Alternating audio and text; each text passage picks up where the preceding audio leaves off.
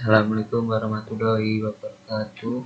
Perkenalkan, nama saya Hasan Nurizal dengan NIM 1101230039.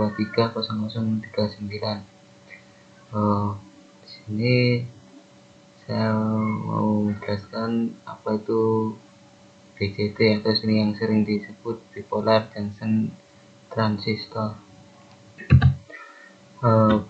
BJT adalah komponen semikonduktor 3 terminal yang digunakan untuk memperkuat atau men-switch sinyal elektronik dan daya listrik. BJT dikontrol oleh arus yang mengalir antara dua terminalnya, yaitu basis dan emitter, yang pada gilirannya mengontrol arus yang lebih besar antara dua terminal lainnya, yaitu kolektor dan emitter. Struktur BJT. BJT terdiri dari 3 lapisan semikonduktor yang didoping, yaitu lapisan emitter, basis, dan kolektor. Terdapat 2 jenis utama BJT berdasarkan susunan lapisan ini. Yang pertama NPN, yaitu terdiri dari 2 lapisan semikonduktor tipe N yang mengapit 1 lapisan semikonduktor tipe P. Yang kedua PNP, terdiri dari 2 lapisan semikonduktor tipe P yang mengapit 1 lapisan semikonduktor tipe N. Kemudian setiap lapisan memiliki terminal yang terhubung dengannya. Yang pertama emitter dengan simbol E, lapisan yang menyuplai pembawa muatan elektron pada NPN, hole dan PNP, hole pada PNP. Kemudian ada basis yang simbolnya B, lapisan tengah yang sangat tipis dan memiliki doping yang lebih rendah dibandingkan emitter dan kolektor. Dan ada kolektor, simbolnya J, lapisan yang mengumpulkan pembawa muatan setelah melewati basis. Ukuran fisik dan doping kolektor biasanya berada di antara emitter dan basis. Pengaplikasian BJT. BJT memiliki berbagai aplikasi dalam elektronika. Yang pertama, penguat sinyal, artinya menguatkan sinyal AC maupun DC pada berbagai frekuensi. Kemudian saklar elektronik, artinya mengontrol aliran arus dalam rangkaian, misalnya pada rangkaian logika digital dan power switching. Kemudian regulator tegangan, yaitu menstabilkan tegangan output pada jatuh daya. Kemudian osilator, menghasilkan sinyal periodik dengan frekuensi tertentu. Yang terakhir mixer dan modulator, digunakan dalam rangkaian komunikasi. Penguat kelas A. Penguat kelas A adalah jenis konfigurasi penguat di mana elemen aktif seperti transistor atau tabung vakum menghantarkan arus listrik selama keseluruhan siklus 360 derajat sinyal input. Ini berarti bahwa perangkat penguat selalu dalam keadaan on dan beroperasi di wilayah linearnya tanpa pernah mencapai titik cut off atau saturasi selama penguatan sinyal. Kemudian ada keuntungan dan kerugian. Untuk keuntungannya, sama linearitas sangat baik. Yang kedua, respon frekuensi lebar. Yang ketiga, tidak ada crossover distortion. Yang terakhir, cocok untuk sinyal kecil karena ideal untuk penguatan sinyal kecil di mana kualitas audio menjadi prioritas utama. Untuk kerugiannya, yang pertama efisiensi rendah, artinya boros daya dan menghasilkan banyak panas. Kemudian disipasi daya tinggi. Yang ketiga ukuran dan berat, berarti heatsink yang besar dapat membuat perangkat menjadi besar juga dan berat. Yang terakhir mahal, karena efisiensinya, komponen yang lebih besar dan sistem pendingin yang lebih baik diperlukan yang dapat meningkatkan biaya produksi. Kemudian penguat kelas B. Penguat kelas B adalah jenis konfigurasi penguat di mana elemen aktif menghantarkan arus listrik hanya selama setengah siklus atau 180 derajat sinyal input. Berarti satu bagian dari sinyal input, positif atau negatif, diperkuat oleh satu perangkat aktif, dan bagian lainnya diperkuat oleh perangkat aktif yang berada dalam konfigurasi push-pull. Untuk keuntungannya, yang pertama, efisiensi lebih tinggi, yang berarti lebih hemat daya dan menghasilkan lebih sedikit panas dibandingkan kelas A. Yang kedua, output daya lebih besar, mampu menghasilkan daya output yang lebih tinggi untuk ukuran tertentu. Yang terakhir, cocok untuk aplikasi daya menengah hingga tinggi. Untuk kerugiannya, yang pertama, distorsi crossover, artinya kualitas suara dapat terdegradasi oleh distorsi ini. Yang kedua, membutuhkan rangkaian tambahan untuk mengurangi distorsi. Yang ketiga, tidak ideal untuk aplikasi audio fidelity tinggi. Yang berarti distorsi crossover dapat terdengar dan tidak diinginkan dalam aplikasi audio yang tipis.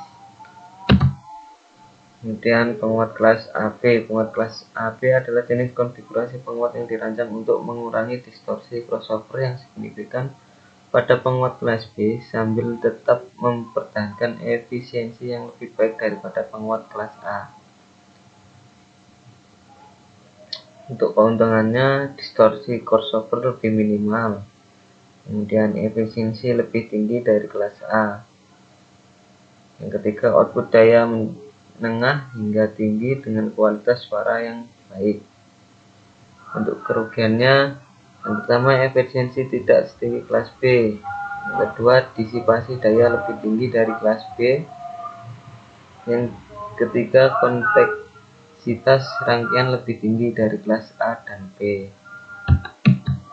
Kemudian ada yang terakhir, penguat kelas C, yaitu jenis konfigurasi penguat di mana elemen aktif menghantarkan arus listrik selama kurang dari setengah siklus atau kurang dari 180 derajat sinyal input.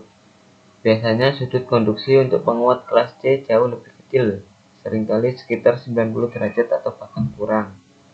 Untuk keuntungannya sendiri, yang pertama, efisiensi tinggi, paling hemat daya dibandingkan kelas penguat lainnya. Kemudian disipasi panas rendah, yang membutuhkan pendinginan yang lebih sedikit. Yang terakhir, output daya tinggi dengan ukuran relatif kecil. Artinya ideal untuk aplikasi yang membutuhkan daya tinggi dengan batasan ukuran dan berat.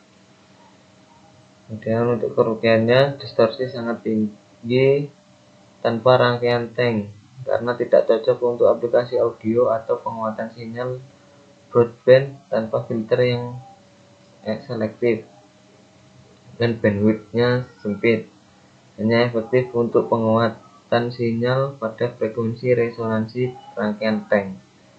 Yang terakhir, tidak cocok untuk penguatan linier karena operasinya sangat non-linier. Dan ini ada rangkaian BJT kelas A.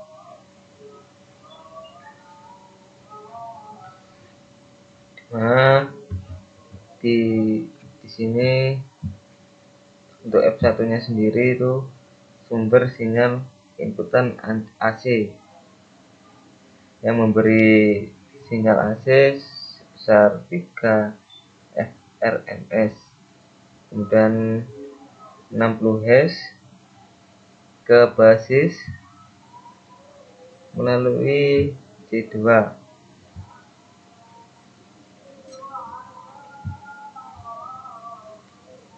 Basis sendiri di sini Q1 ini berfungsi sebagai elemen aktif untuk memperkuat AC dari sumber inputnya ini sini. Kemudian untuk C2 ini yaitu coupling input yang memblokir tegangan DC dari masuk ke input sinyal R1 dan R2. Masing-masing terdapat 100 100 100k ohm,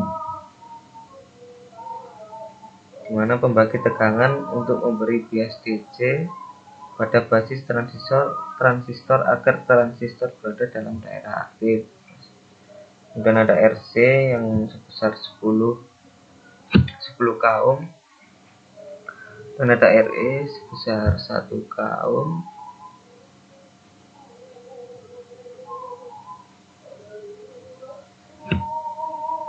Jadi nanti cara kerjanya untuk sinyal AC dari F1 masuk ke basis Q1 melalui C2. Transistor bekerja di daerah aktif menghasilkan penguatan sinyal di terminal kolektor. Tegangan output diambil dari kolektor dan melewatkan C1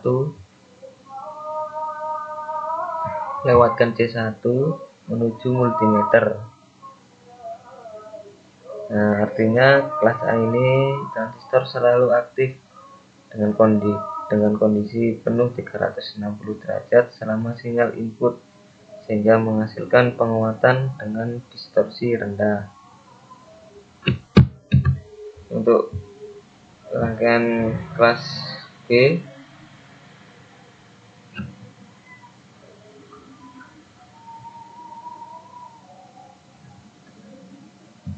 terdapat transistor dimana di Q1 dan Q2.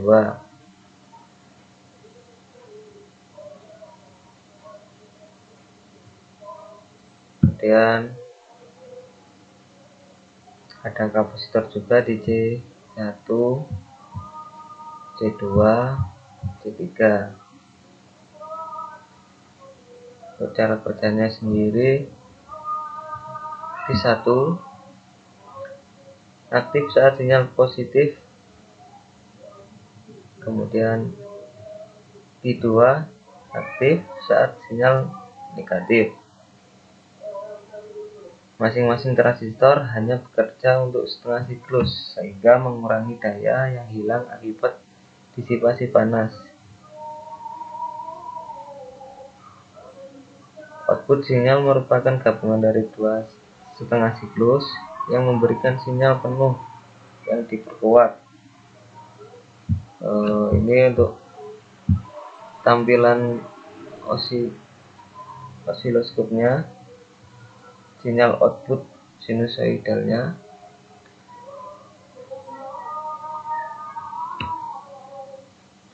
Untuk kelas BAB,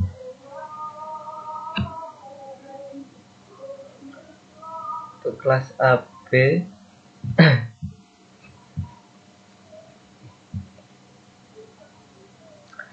untuk Q1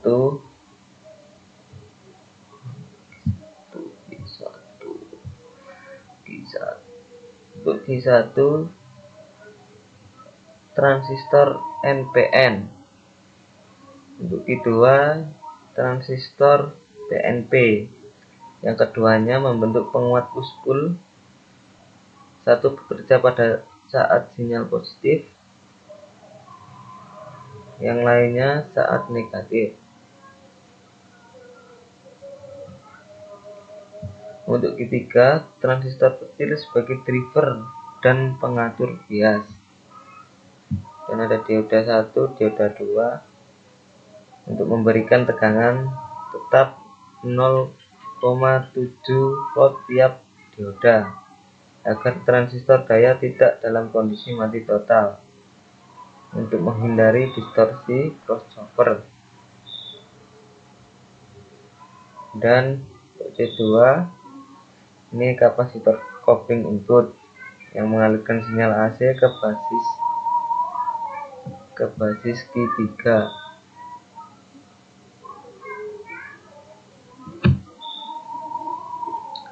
Kemudian C1 dan C1 kapasitor coupling output yang memblokir DC dan hanya mengalirkan sinyal AC ke beban R1. Jadi mengalir ke sini. Kemudian ada R4, R6, R7 dan R2. Ini resistor. Ini resistor untuk pembagi tegangan. Ini untuk tampilan sinyalnya.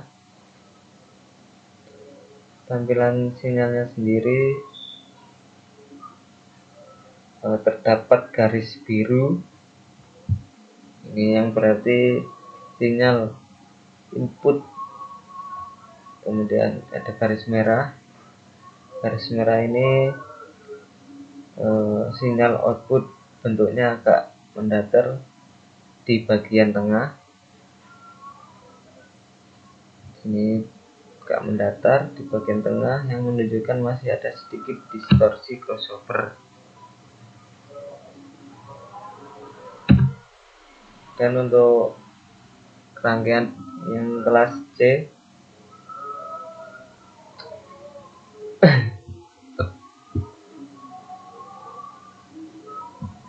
Q3 bertindak sebagai elemen penguat dikonfigurasi bekerja dalam mode C dengan dengan mode 180 derajat dari siklus sinyal input.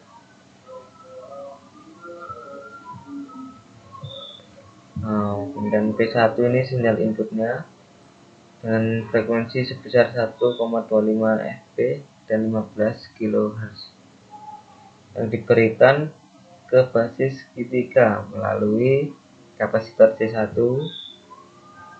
menuju Q3.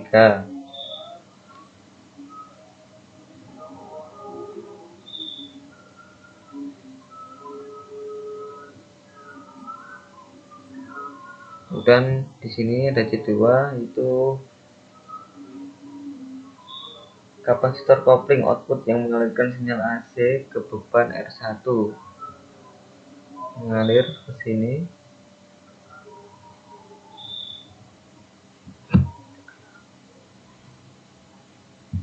Transistor Q3 sendiri hanya aktif untuk bagian kecil dari sinyal input yang kurang dari 180 derajat.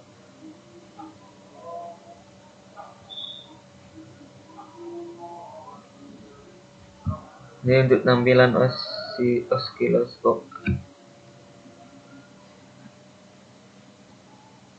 Garis merah yang berarti sinyal input dari F1, dan garis biru sinyal output hasil resonansi LC yang terlihat sinusoidal tapi tidak seutuh inputnya.